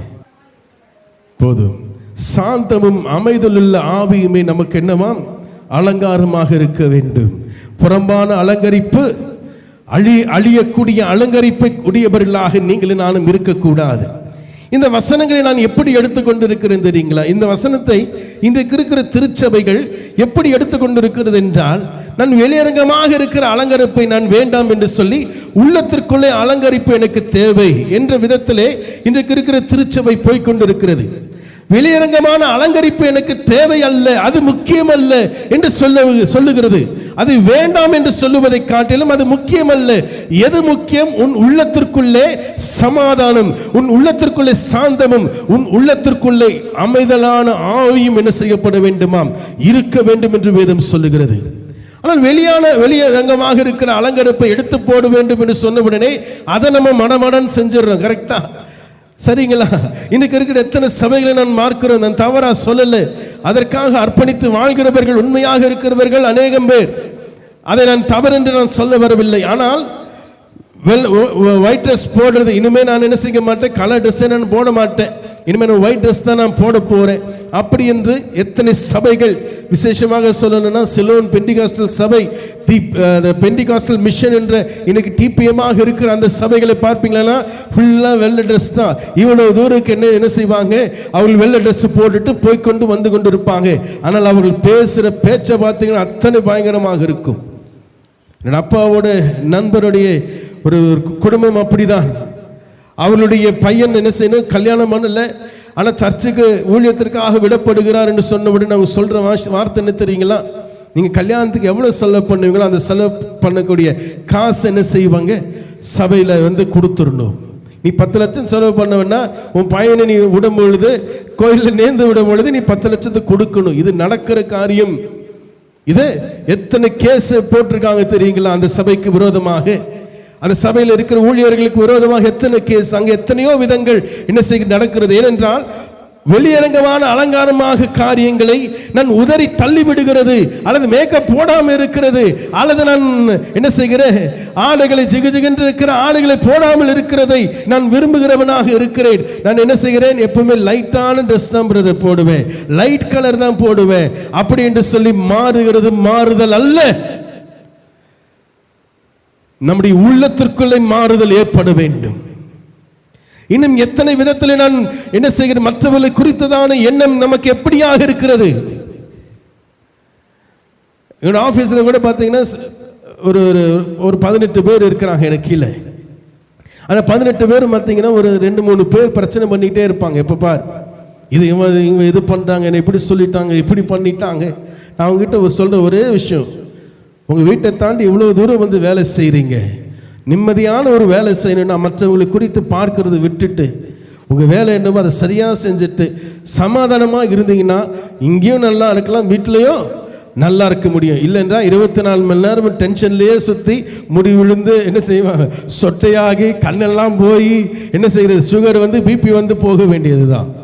காரணம் என்னவென்றால் நாம் என்ன செய்கிறோம், மற்றவர்களை குறித்ததான எண்ணத்திலே தான் நம்முடைய வாழ்க்கை போய்கொண்டு இருக்கிறது. மற்றவர்கள் மேலே விரோதம், மற்றவர்கள் மேலே பகை, மற்றவர்கள் மேலே இருக்கிற அந்த குரோதங்கள் எல்லாவற்றையும் நான் உள்ளத்திற்குள்ளே வைத்துக்கொண்டு வெளியில நான் வெள்ளை ட்ரெஸ் போடுறது என்ன பிரயோஜனம்? நான் சபைக்கு வருவது என்ன பிரயோஜனம்? நான் தேவனை தேடுவது என்ன பிரயோஜனம்? பாடுறது என்ன பிரயோஜனம்? அது வீட்டில் சும்மா இருப்பது நல்லது, வீட்டிலே கிடப்பது நல்லது. நான் என் உள்ளத்தில் நான் மாற்றத்தை ஏற்படுத்தாமல், சரிவர என் உள்ளத்தில் நான் மாற்றத்தை ஏற்படுத்தாமல், நான் வெளியரங்கமாக இருக்கிற தோற்றத்தில் நான் பரிசுத்தம் உள்ளவனை போல அமைதலாக பேசுவது, சாந்தமாக பேசுவது அல்ல. உள்ளத்திற்குள்ளே நான் என்ன செய்யணும், நான் விரோதம் அற்றவனாக, கலங்கமற்றவனாக, எந்த கள்ளம் கபடமற்றவனாக என் இருதயம் காணப்படணும். அதுதாங்க மாற்றம், அதுதான் மாற்றம், அதுதான் ஆண்டவர் இங்கே எதிர்பார்க்கிறார். அதான சொல்ல, வெளியரங்கமான அலங்கரிப்பு நீங்கள் செய்யாமல் என்ன சொல்றாரு, சாந்தமும் அமைதலுள்ள ஆவியை பெற்றுக் கொள்ளுங்கள். இன்னைக்கு அமைதலுள்ள ஆவியா நமக்கு இருக்கு இல்ல? ஒரு விஷயம் வந்தா போல லபோதிபோல் குதிச்சு ஐயோ அம்மா அப்பா அப்படின்னு சொல்ல வீட்டில் இருக்க எல்லாரையும் பயன்படுத்திட்டு என்ன செய்கிறோம், நான் குதித்து எழும்புகிறவனாக இருக்கிறேன். அமைதலுள்ள ஆவி மிகவும் முக்கியம். இது பெண்களுக்கு மாத்திரமல்லங்க, ஆண்களுக்கும் சேரும். இது அப்ப நம்முடைய உள்ளத்திற்குள்ளே ஆண்டவர் என்ன செய்கிறார், நம்ம மாற்றத்தை எதிர்பார்க்கிறார். கர்த்தருடைய பரிசுத்த நாமத்திற்கு ஸ்தோத்திரம் உண்டாவதாக. அப்படி என்றால் நீங்களும் நானும் நம்முடைய இந்த புதிய ஏற்பாட்டு சபையின் காலத்திலே நான் எதை வாஞ்சிக்கிறவனாக இருக்கிறோம்? என் இருதயத்திற்குள்ளே, என் உள்ளத்திற்குள்ளே மாற்றத்தை எதிர்பார்க்கிறவனாக இருக்கணும். நான் வெளியரங்கத்தில் எப்படி இருக்கேன்னு எனக்கு தெரியாது, தேவையில்லாத விஷயம். என் உள்ள நான் கரெக்ட் பண்ணுவேன்னா வெளியும் கரெக்டாக. அதான் சொல்லப்படுகிறது. உலக வழக்கமே ப்ராபமே ஒன்று இருக்கு இல்லையா, பழமொழி, அகத்தின் அழகு முகத்தில் தெரியும். என் உள்ளத்தில் நான் சரியாக நான் இருப்பேன் என்றால், என் உள்ளத்திற்குள்ளே சரியான விதத்தில் நான் வாழ்வேன் என்றால் நிச்சயமாக இது வெளியிலே அது மாற்றப்படும் என்று பார்க்கிறோம். அதன் பிரதிபலிப்பு வெளியே வரும் என்று பார்க்கிறோம். ஆனால் அதோடு கூட இந்த குணங்களோடு கூட தெய்வம் எனக்குள்ளே வாசம் பண்ணுவார் என்றால் என்னை விட பாக்கியசாலி இந்த உலகத்தில் இருக்க முடியாது. ஹல்லேலூயா. இந்த விஷயத்தை நீங்கள் புரிந்து கொள்கிறீர்கள் என்று நான் கர்த்தர்களை நான் விசுவாசிக்கிறேன். எனக்குள்ளே நான் என்ன செய்கிறேன், நல்ல குணங்களை கொண்டிருக்கிறது, அது ஒரு பக்கத்தில் இருந்தாலும் அது மிகவும் முக்கியம். ஆனால் அந்த குணத்தோடு கூட என் இயேசு கிறிஸ்துவை நான் என்னுடைய இருதயத்திற்குள்ளே குடியாக நான் வைத்திருப்பேன் என்றால், தேவனை என் இருதயத்திலே வாசம் பண்ணுகிறவனாக நான் வைத்திருப்பேன் என்றால் என்னை விட பாக்கியசாலி இந்த உலகத்தில் யாரும் கிடையாது. நான் ஓரத்தில் ஒரு பிச்சை எடுக்கிறவனாக இருந்தாலும் கூட பரவாயில்ல, ஆண்டவர் என்ன செய்வார், ஆபிரகாம் மடியிலே போய் படுத்திருக்கும்படியாக செய்வார். அத்தனை நன்மைகளை கர்த்தர் நமக்கு வைத்திருக்கிறார். கர்த்தருடைய பரிசுத்த நாமத்திற்கு ஸ்தோத்திரம் உண்டாவதாக. அப்படி என்றால் இந்த காலகட்டத்தில் இந்த புதிய ஏற்பாட்டிலே துவக்கப்பட்டிருக்கிற இந்த ஊழியத்தில் 2000 வருஷம் ஆகிவிட்டதுங்க. இந்த சபை ஆரம்பிக்கப்பட்டு எத்தனை வருஷம்? 2000 வருஷம். ஆனால் இந்த 2000 வருஷத்திலே நீங்களும் நானும்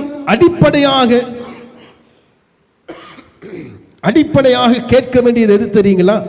தேவனுடைய வார்த்தையை மாத்திரம்தான். தேவனுடைய வார்த்தையின் மூலமாக தான் உள்ளமும் மாறும், வெளியரங்கமும் நமக்கு மாற்றப்படும். ஆகவேதான் சொல்றார், முதலாவது தேவனுடைய ராஜ்யத்தையும் அவருடைய நீதியும் தேடுங்கள். நமக்கு பிரசித்தமாக இருக்கிற வசனங்களையே நீங்கள் நானும் கவனிப்போம் என்றால் இந்த சத்தியத்தை நம்மால் புரிந்து கொள்ள முடியும். நீங்கள் நானும் கவனிக்க வேண்டியது, இந்த நாட்களில், இந்த காலகட்டத்தில், இந்த திருச்சபையிலே உங்களுக்கு எனக்கும் சொல்லப்பட வேண்டியது தேவனுடைய வார்த்தை. வாக்கு தத்தங்கள் அல்ல, தீர்க்க தரிசனங்கள் அல்ல. நீ இப்படி இருப்பாய், நீ மாறுவாய், உன்னை ஆசீர்வதிப்பார் என்பது எனக்கு தேவையில்லை. அப்படின்றத நான் சொல்லணும். அப்படின்ற ஊழியக்காரங்களுக்கு நீங்க நாம் என்ன செய்யணும்? விசுவாசிகள் சொல்லணும். ஆனால் அவருக்கு சொல்ல மாட்டாங்க. காரணம் என்ன? ஊழியக்காரச்சு அவர் கடவுள் என்று வருகிறாரே, நம்மை கடவுள் என்றை நடத்துவார்கள் என்றால் நிச்சயமாக அவர்களுக்கு நான் கீழ்ப்படியணும். அவள் கடவுள் என்றை நம்ம நடத்தலைங்க, இந்த மாம்சத்தண்டை நம்ம நடத்தி கொண்டு இருக்கிறார்கள். அதை நான் புரிந்து கொள்ள, நீங்கள் கேட்கிற செய்திகளிலே உங்களுக்கு அதன் வித்தியாசத்தை நம்மால் புரிந்து கொள்ள முடியும். நமக்கு தேவையானது தீர்க்க தரிசனம் அல்ல, நமக்கு தேவை நல்ல ஒரு போதகர். நல்ல போதகர் நமக்கு தேவை. அதுதான் வேதம் சொல்லுகிறதே, நல்ல போதகரே என்று இயேசுவை அழைக்கிறாங்க. ரபி என்றால் என்ன அர்த்தங்க? ஹல்லேலூயா. இயேசு கிறிஸ்து இந்த புதிய ஏற்பாட்டிலே இருக்கிற இந்த சபைக்கு போதிக்கும்படியாக தான், உபதேசிக்கும்படியாக தான் இயேசு வந்தார். அதோடு கூட சில அற்புதங்களை அவர் செய்தார்.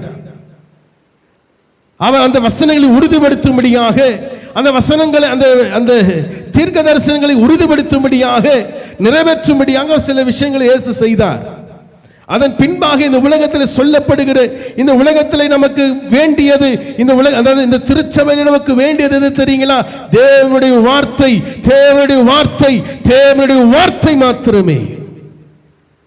அதை நாம் புரிந்து கொள்வதற்கு நாம் கடந்து போகிறதில்லை. ஒரு வசனத்தை வாசிங்களேன். 2 பேதுரு 2ஆம் அதிகாரம் 1ஆம் வசனத்திலிருந்து 3ஆம் வசனம் வரைக்கும். 2 பேதுரு 2ஆம் அதிகாரம் 1ஆம் வசனத்திலிருந்து 3ஆம் வசனம் வரை. போதும்.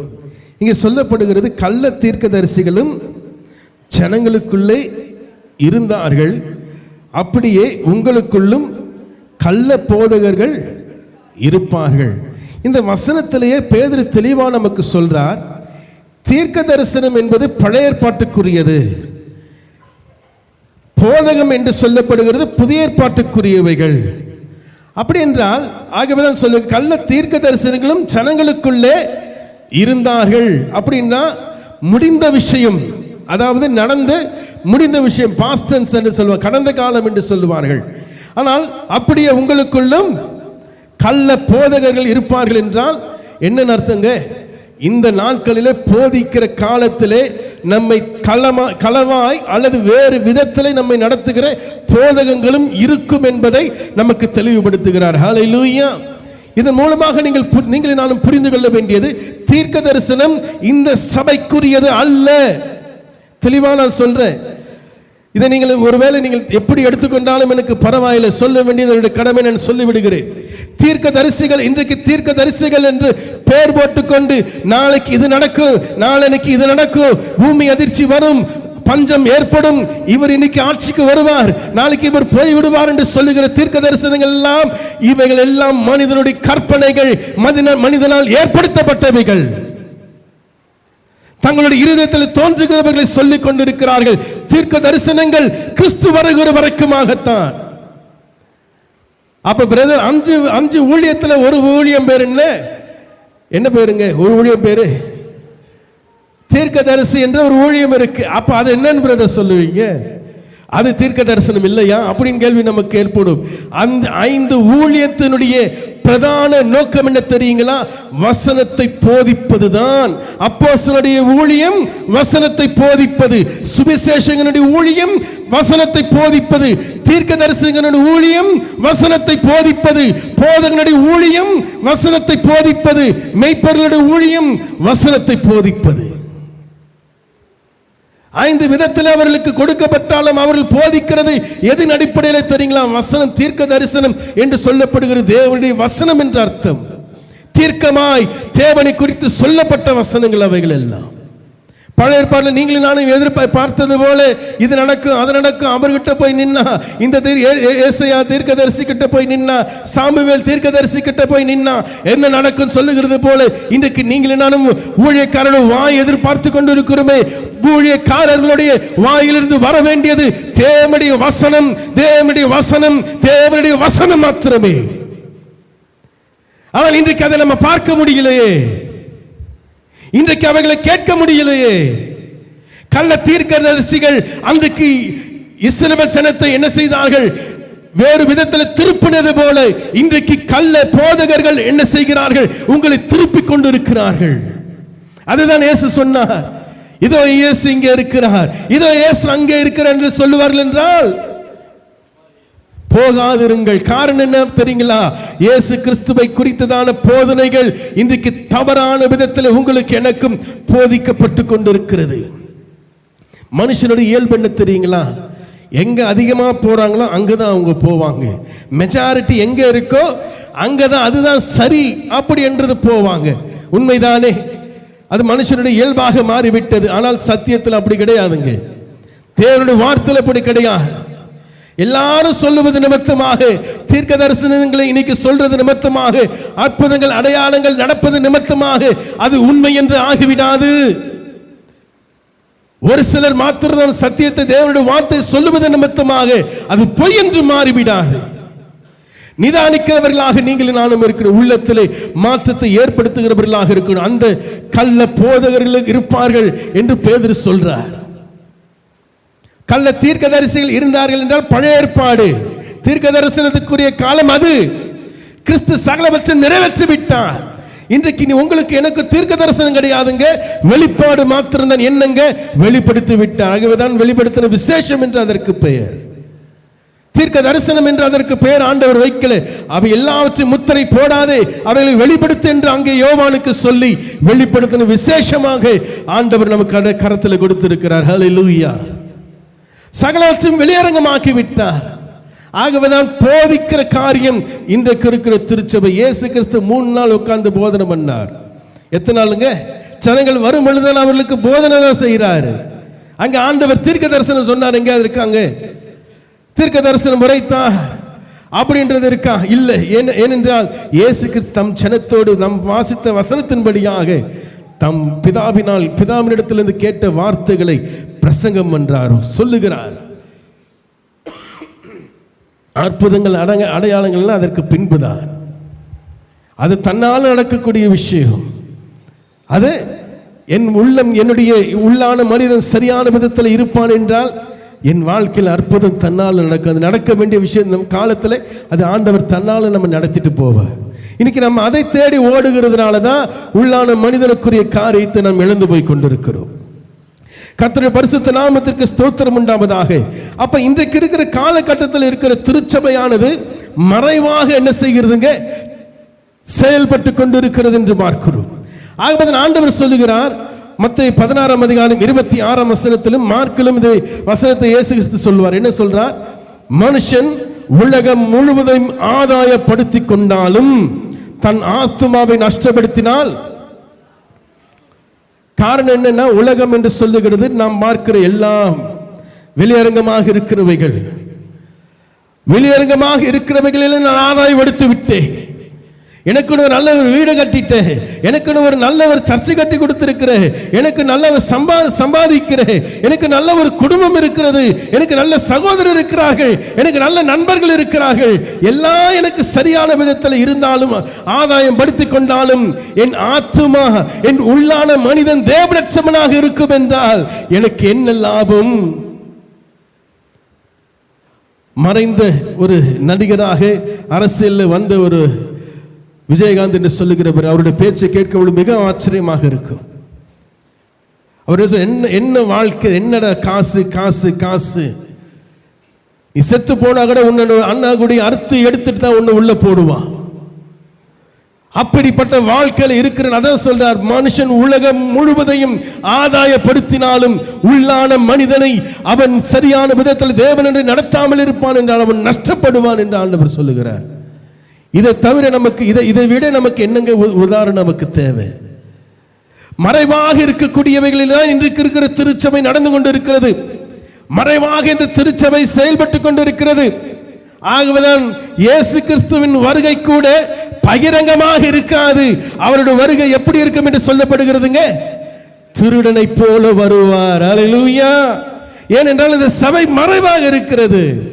இந்த சபைக்கு மாத்திரம் தான் தெரியும், இந்த சபைக்கு மாத்திரம் தான் தெரியும். அவருடைய வருகை உலகத்தில் இருக்கிற எந்த மனுஷனுக்கும் தெரியாது. ஆகவேதான் சொல்லப்படுகிறது, அவர் வருகிற வேலையை நேரத்தை நாம் அறியோம்.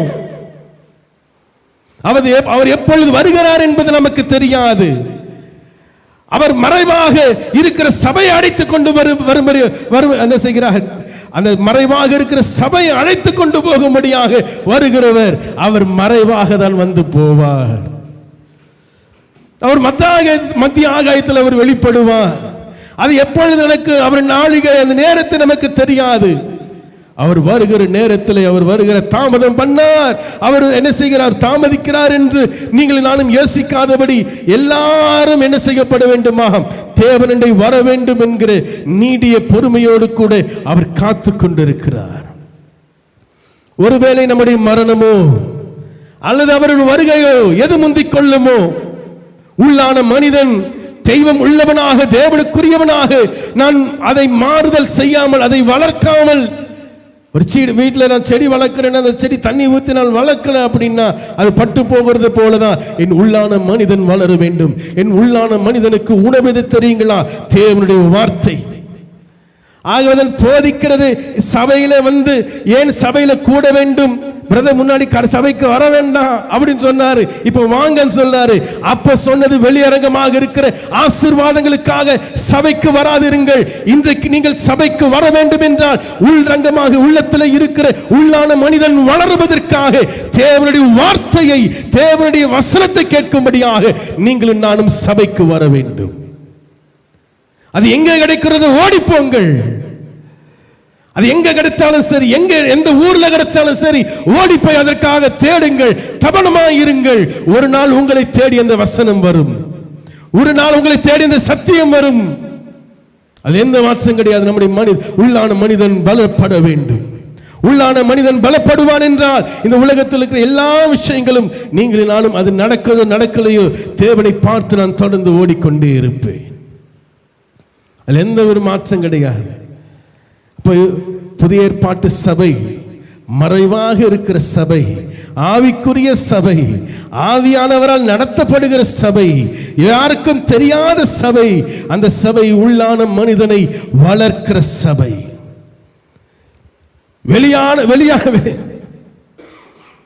வெளியரங்கமாக இருக்கிற புஷ்டியும் பருவனமா இருக்கு அப்படி என்று நினைக்கிறேன். இல்லைங்க, நொந்து போனவனாக, ஒல்லியாக மெலிந்தவனாக, பலனற்றவனாக இருக்கிற தோற்றத்தை உடையவனாக இருந்தாலும் என் உள்ளான மனிதன் பலமுள்ளவனாக இருப்பான் என்றால் அவன் பாக்கியவான். நோயோடு தாங்க பிரதர் என் வாழ்க்கை போயிட்டு இருக்குது, பிரச்சனையோடு கூட தான் வாழ்க்கை போய்கொண்டிருக்கிறது, நான் என்ன சம்பாதிக்கிறேன்னு தெரியல, அதற்கு முக்கியத்துவம் கொடுங்க, அதற்கான முயற்சிகள் எடுங்க, நிச்சயம் தெய்வம் ஆசீர்வதிப்பார், அதில் எந்த மாற்றமும் இல்லை. ஆனால் அதோடு கூட முக்கியமாக நீங்கள் நானும் செய்ய வேண்டியது என் உள்ளான மனிதனை பலப்படுத்த வேண்டும். அது எப்படி பலப்படுத்துறது? வார்த்தை, மனுஷனுடைய வார்த்தை அல்ல, தேவனுடைய வார்த்தை. அதான் இயேசு கிறிஸ்து சொன்னார், நான் கேட்ட வார்த்தைகளை அவர்களிடத்தில் சொன்னேன், அவர்கள் அதை விசுவாசித்தார்கள், அதை நம்பினார்கள், அவர்களை ஆசீர்வதியும், அவர்களை பெருக பண்ணும், அவர்களோடு கூட இரும், அவர்களை விட்டு நான் போகிறேன், அவர்களோடு கூட இருந்த உலகத்தில் அவர்களை நடத்தும் ஆண்டவரே என்று இயேசு கிறிஸ்து பிதாவை வேண்டுகிற அந்த வசனங்களை நாம் பார்த்தோம். அப்படி என்றால் பழைய ஏற்பாட்டுக்குரிய சபை கிறிஸ்து வருகிற வரைக்குமாக வெளியரங்கமாக ஆசீர்வாதங்களை பெற்ற சபை. புதிய ஏற்பாட்டு சபை வெளியரங்கமான ஆசீர்வாதத்தை அல்ல, நம்முடைய உள்ளான மனிதனுக்குள்ளே மாற்றத்தை ஏற்படுத்தி உள்ளான மனிதன் பலமுள்ளவனாக இருக்கும்படியாக கிறிஸ்துவின் நாளிலே மறுரூபமாக்கப்படுகிறவனாக அவனை என்ன செய்கிறார்? மாற்றும்படியாக இந்த புதிய ஏற்பாட்டு சபையிலே தேவனுடைய வார்த்தைகள் மாத்திரம்தான் போதிக்கப்படுகிறது. கள்ள போதகங்கள் நிச்சயமாக இருக்கும். தேவனை விட்டு வழி விலக பண்ணுகிற போதனைகள் இந்த உலகத்தில் அதிகம் உண்டு. ஜாக்கிரதை உள்ளவர்களாக தேவனுடைய வழியில் நடப்பதற்கு நீங்கள் நானும் ஆயத்தம் உள்ளவர்களாக, விழிப்புள்ளவர்களாக இருக்க வேண்டும். ஆகவேதான் சொல்ல, விழித்திருந்து ஜெபம் பண்ணுங்கள், விழித்திருந்து காரியங்களை செயல்படுத்தும்படியாக தேவன் அதிகமாக ஆசைப்படுவார். அப்ப பழைய ஏற்பாடு வெளியரங்கம், புதிய ஏற்பாடு உள்ள இருக்கிற உள்ளரங்கம் என்று சொல்லலாம். அப்போ 1000 வருட அரசாட்சியில் எப்படிங்க இருக்கும்? அப்ப ஆண்டவர் 1000 வருட அரசாட்சியில் எப்படி நடத்துவார்? அந்த ராஜ்யம் எப்படி செயல்படும்? அந்த சபை எப்படி செயல்படும்? அதுக்கு முன்பாக இருக்கிற 7 வருடம் என்ன செய்கிறது? உபத்திரவ காலம். இஸ்ரவேல் ஜனம் என்ன செய்யுங்க? அங்கே இருக்கும் என்று பார்க்கிறோம். 7 வருஷத்திலே அங்கே ஒரு சபை உருவாக்கப்படும். அந்த சபையில் ஆண்டவர் எப்படி செயல்படுவார்? அந்த சபை அந்த விஷயத்தை குறித்து அதிகமாக நம்ம பார்க்க தேவையில்லை. ஏனென்றால் அதற்கு நமக்கு சம்பந்தம் கிடையாது. சம்பந்தம் கிடையாது என்றால் அது நமக்குரிய காலம் அல்ல. அது யாருக்குரிய காலம்? இஸ்ரவேலுக்குரிய காலம், யூதர்களுக்குரிய காலம். ஆனால் அது முடிந்தவுடனே 1000 வருட அரசாட்சியிலே எப்படி ஆண்டவர் செயல்படுவார் என்பது ஒரே விஷயத்தை மாத்திரம் சொல்லி நான் முடிக்கிறேன். 1000 வருட அரசாட்சி என்று சொல்லும் பொழுது நீங்கள் நானும் நினைக்கிறது போல எப்படியாக அந்த காரியமானது, அந்த நாட்களானது என்ன செய்யப்படும்? நடத்தப்படும். தேவன் அதில் எப்படி செயல்படுவார், அவர் எப்படி இருப்பார் என்ற பல கேள்விகள் நமக்கு உண்டு. ஆனால் ஒரே ஒரு விஷயத்தை நான் சொல்லிவிடுகிறேன். பழைய ஏற்பாட்டிலே வெளியரங்கமாக கிரியை செய்த தெய்வம், புதிய ஏற்பாட்டிலே உள்ரங்கத்தில் கிரியை செய்து கொண்டிருக்கிற தெய்வம் 1000 வருட அரசாட்சியிலே வெளியரங்கமாகவும் உள்ளரங்கத்திலும் ஆண்டவர் மாற்றத்தை ஏற்படுத்துகிற காலம்தான் 1000 வருட அரசாட்சி. ஹல்லேலூயா! அங்கே ரெண்டுமே இருக்கு. ரெண்டுத்திலே ஆண்டவர் செயல்படுவார்.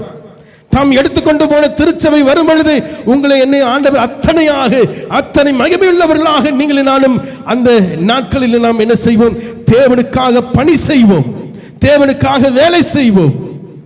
அதை குறித்து இன்னும் அதிகமாக வருகிற வாரத்திலே கர்த்தருக்கு சித்தம் இருக்கும் என்றால் நாம் கவனிக்கலாம்.